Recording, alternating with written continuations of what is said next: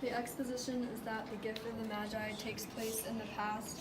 The two main characters are Della and Jim, who happen to be very broke. They live in an apartment that costs $8 per month for rent.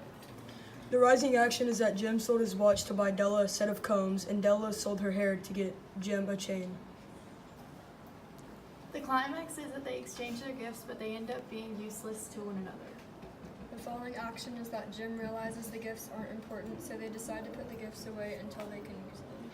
The resolution is that neither of them actually cared about receiving the gift, they just wanted to enjoy each other's company. And for the situational irony, there's multiple examples.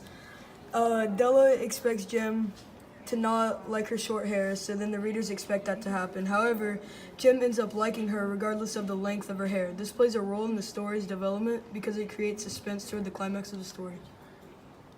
The verbal irony is that Jim says they're too nice to use just at present. Jim is basically saying that the gifts were too nice for them to use at the moment. This is ironic because they can't use the gifts even if they wanted to. This is towards the resolution of the story. It helps the story development because it helps emphasize the theme that love is more than Christmas gifts. Verbal irony is after Henry reveals that the couple only has $1.87 for gifts, he says there was clearly nothing to do but flop down on the shabby little couch and howl, so Della did, which instigates the moral reflection that life is made up of sobs, sniffles, and smiles, with sniffles predominating. Della feels sorry for herself because she does not have money for gifts. In reality, her situation is not that tragic. It helps the development of the story because it introduces more about the family situation in the exposition.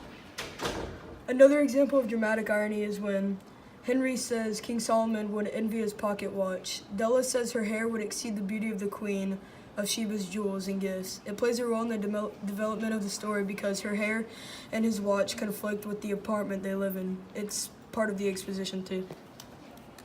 Situational irony is that they were trying so hard to get gifts for each other by selling their hair and watch, but at the end of the story they couldn't use the gifts because after they sold their items, the new gifts were useless. It plays a role in the development of the story because this is the main focus of the story and it leads up to the climax when they exchange their gifts. These are the citations for all the pictures that we used, and that's it. I sound so bad. Like I've stumbled over my words so many times. It's such a What about like this extra That's gonna be such a